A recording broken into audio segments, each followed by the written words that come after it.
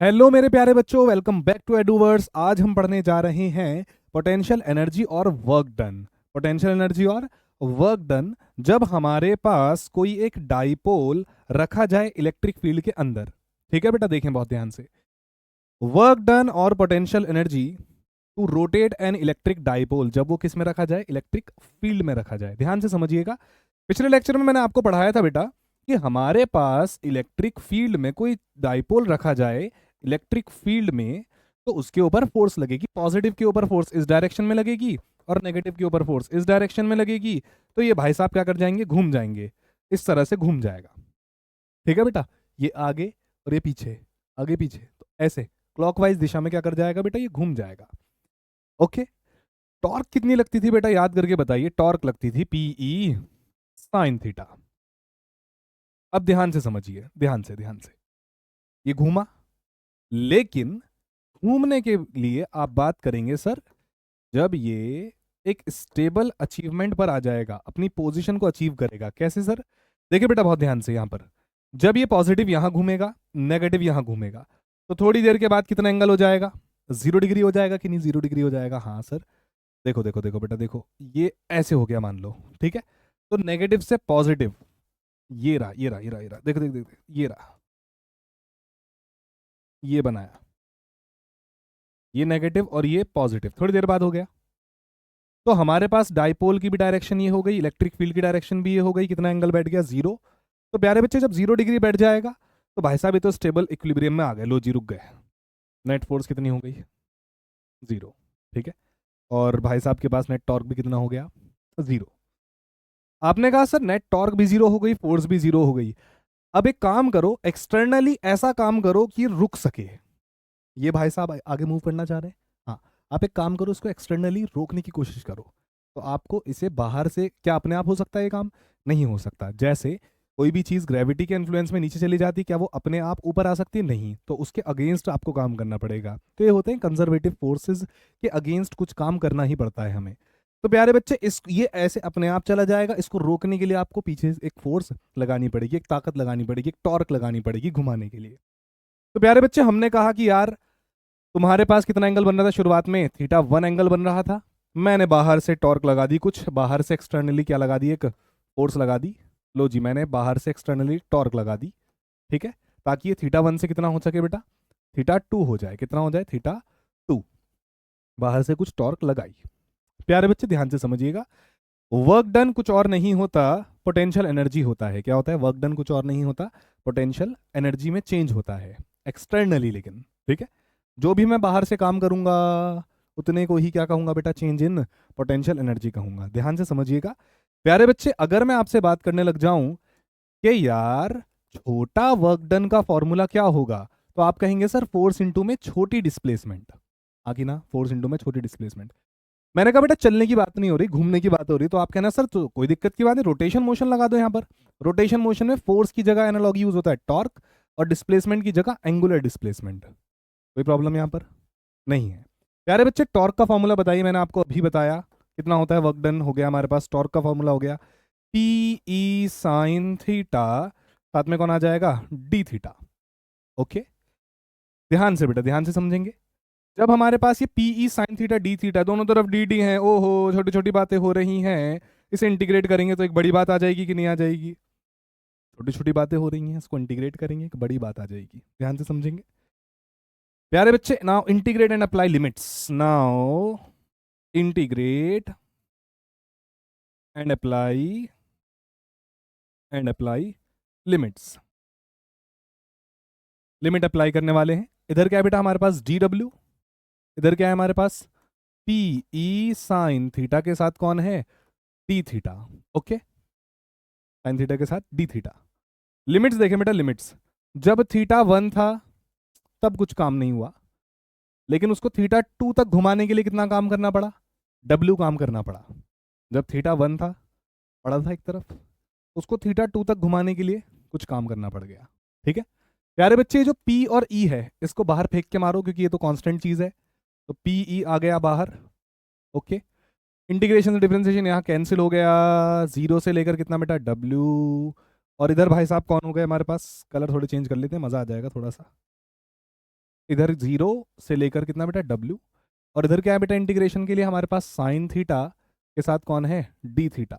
Sir sine theta का integration पता है आपको, साइन थीटा का इंटीग्रेट कर दूंगा तो क्या निकल कर आएगा बेटा, कॉस थीटा निकल कर आएगा। तो ये कॉस थीटा हो गया, साइन का हो गया बेटा कॉस थीटा। लिमिट्स फेंक के मारी आपने कितनी, θ1 से लेकर कितनी θ2। बस भाई upper limit minus lower limit, work done -0 बेटा PE cos θ2 minus cos θ1। Oh my god sorry बेटा, साइन का इंटीग्रेट होता है क्या, माइनस कॉस होता है। तो साइन का इंटीग्रेट करा तो कितना आया था, माइनस कॉस आया था। माइनस भाई साहब बाहर आ गए हैं, तो वर्क डन हो गया हमारे पास कितना, -PE cos θ2 minus cos θ1। Sine का इंटीग्रेट होता है कितना बेटा, माइनस कॉस। ओके, तो माइनस भाई साहब बाहर ले लिए, फिर θ2 माइनस θ1। तो वर्क डन हमारे पास आ चुका है, वर्क डन हमारे पास आ चुका है। वर्क डन ही तो पोटेंशियल एनर्जी है। बस हो गया कितना बेटा, -PE कॉस θ2, मतलब कॉस कितना एंगल मोड़ा बाद में, माइनस पहले कितना एंगल था। ओके जी, पोटेंशियल एनर्जी हो गया। अब ध्यान से समझिए, अगर शुरुआत में भाई साहब कितने डिग्री पर थे, मान लो 90 डिग्री पर थे।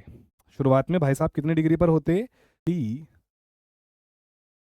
Dipole initially dipole at 90 degree. अगर शुरुआत में ही वो भाई साहब 90 डिग्री पर होते तो आप क्या कह सकते हैं बेटा, आप कह सकते हैं सर पोटेंशियल एनर्जी जो आएगी हमारे पास वो है -PE कॉस θ2 माइनस कॉस θ1। θ1 कितना डिग्री है बेटा, 90 डिग्री है। 90 डिग्री के लिए क्या लिख देंगे, कॉस 90 कितना हो गया, 0। इसके लिए आपको कई सारी बुक्स में नजर आएगा बेटा, वर्क डन का जो फॉर्मूला नजर आएगा, वर्क डन का फॉर्मूला नजर आता है कितना, वही पोटेंशियल एनर्जी है। कितना काम करना पड़ा वही तो पोटेंशियल एनर्जी है। ओके, तो -P.E क्या बेटा, -P.E या PE cos theta, -PE cos theta. ठीक है बेटा, ध्यान रखिए ध्यान रखिए ध्यान रखिए। अगर एक एंगल से दूसरे एंगल पर घुमवा दिया तो समझ जाओ θ1 θ2 दोनों गिवन है। ठीक है, आगे चलें बेटा। ओके प्यारे बच्चे, मैक्सिमम और मिनिमम के बारे में बात करते हैं। पोटेंशियल एनर्जी मैक्सिमम और potential energy minimum, potential energy maximum और पोटेंशियल एनर्जी मिनिमम।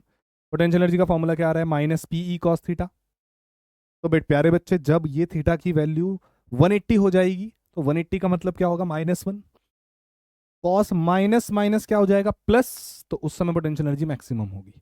तो इसका मतलब जब थीटा हो जाएगा 180 डिग्री, 180 डिग्री मतलब पाई रेडियन, तो कॉस 180 बैठेगा, -1 माइनस माइनस बन जाएगा प्लस। तो प्यारे बच्चे तब उस समय आएगी हमारे पास कितनी potential energy, maximum potential energy कितनी हो जाएगी, PE हो जाएगी। अब इधर आ जाइए बेटा, सबसे ज़्यादा काम यहाँ करना पड़ेगा, PE। और अगर और अगर और अगर और अगर थीटा कितना हो बेटा, 0 डिग्री हो, तो 0 डिग्री को सोचिए, कॉस 0 कितना होगा, +1। तो +1 प्लस और ये माइनस, -PE बन गया। तो ये -PE, सबसे कम काम करना पड़ा, एक तरह से सबसे कम पोटेंशियल एनर्जी। तो प्यारे बच्चे, टॉपिक के रिलेटेड हमारे पास एक सवाल आता है। क्वेश्चन में कहा जा रहा है कि आपके पास एक डाइपोल है, तो वर्क डन कितना काम करना पड़ा है उसे घुमाने के लिए स्टेबल इक्विलिब्रियम से, कितना बेटा, 60 डिग्री तक। पहले स्टेबल इक्विलिब्रियम में थे भाई साहब, मतलब 0 डिग्री पर था पहले। ठीक है, अनस्टेबल इक्विलिब्रियम बोलता तो पहले वो 180 डिग्री पर होता। तो इस टाइम पर याद रखो कि पहले वो 180 डिग्री पर नहीं है, कितने पर है, 0 degree. Initial theta 0 degree, stable equilibrium. अगली बात कर रहा है कितना काम करना पड़ा उसे 60 डिग्री तक घुमा के रखने के लिए, 60 डिग्री तक घुमाने के लिए कितना काम करना पड़ा, W काम करना पड़ा। आपसे कहा जा रहा है पता लगाइए टॉर्क कितनी रिक्वायर्ड होगी, मैं बाहर से कितना काम करूंगा, तो बाहर से कुछ टॉर्क देनी पड़ेगी। तो कितनी टॉर्क देनी पड़ेगी इस चीज को मेंटेन करने के लिए, वर्क डन दे रखे हैं, कुछ वर्क डन की टर्म्स में टॉर्क निकालने की कोशिश हो रही है। आगे चलते हैं बेटा बहुत ध्यान से। क्वेश्चन में कह रहा है यार ये लो जी इलेक्ट्रिक फील्ड, ठीक है, शुरुआत में तो तुम इसी दिशा में थे, शुरुआत में तो तुम इसी दिशा में थे, ठीक है, उसके थोड़ी देर बाद तुम घूमकर कितने डिग्री पर हो गए, 60 डिग्री पर हो गए। अब ये 60 डिग्री पर तुम्हें मेंटेन करने के लिए जो काम हुआ होगा, उस काम के लिए बाहर से एक ताकत लगी होगी, क्योंकि आमतौर पर तो तुम ये नेगेटिव हो और ये पॉजिटिव हो। ऐसा होता कि तुम तो नीचे आ जाते, खटाक से नीचे आ जाते, क्योंकि क्या लगती, टॉर्क लगती। अब इस चीज को रोकने के लिए हमें बाहर से क्या देना पड़ेगा, एक फोर्स देनी पड़ेगी कि रुके रहो वहीं रुके रहो वहीं रुके रहो, ना ना ना ना ना वहीं रुके रहो वहीं रुके रहो। तो आप कहोगे कि यार वर्क डन हमारे पास होता है minus P E cos theta 2 minus cos theta 1। Okay, प्यारे बच्चे देख के बताइएगा जल्दी से, एंगल शुरुआत में कितना था, थीटा 1 था हमारे पास 0 डिग्री, बाद में थीटा 2 कितना हो गया है 60 डिग्री। तो खेल को ख़त्म यहीं पर ही करते हैं, और वर्क डन हमारे पास आने वाला है माइनस पी ई कॉस 60 कितना हो गया बेटा 1/2, कॉस 0 कितना हो गया 1, कॉस 1/2 में से 1 चले गए तो 1/2 ही बचा रह गया, लेकिन माइनस माइनस क्या हो गया, प्लस हो गया। तो प्यारे बच्चे वर्क डन कितना आ रहा है हमारे पास, पी ई अपॉन में 2 आ गया। जल्दी से सोच के बताइए बेटा कि हमारे पास वर्क डन तो आ गया, तो टॉर्क का फॉर्मूला क्या होता है, टॉर्क का फॉर्मूला होता है पी ई साइन थीटा। तो प्यारे बच्चे torque P E sine 60 degree, sine 60 कितना होता है √3/2। प्यारे बच्चे इस पीई को क्या लिख सकता हूं मैं, पीई को लिख सकता हूं 2 times of work done. PE को लिख दिया, तो उसी को वहां फेंक कर मार दिया, तो पीई को लिख दिया 2 टाइम्स ऑफ वर्क डन √3/2, 2 से 2 कैंसिल, तो टॉर्क का फॉर्मूला आ रहा है √3 times of the work done. Option देखते हैं बेटा बहुत ध्यान से कौन सा आ रहा है, √3 times of the work done. मिलते हैं नेक्स्ट वीडियो में, एडवर्स के साथ बने रहिए, अपने दोस्तों में ज़रूर शेयर करिएगा वीडियो, बड़ी मेहनत लगती है यार। Okay, thank you.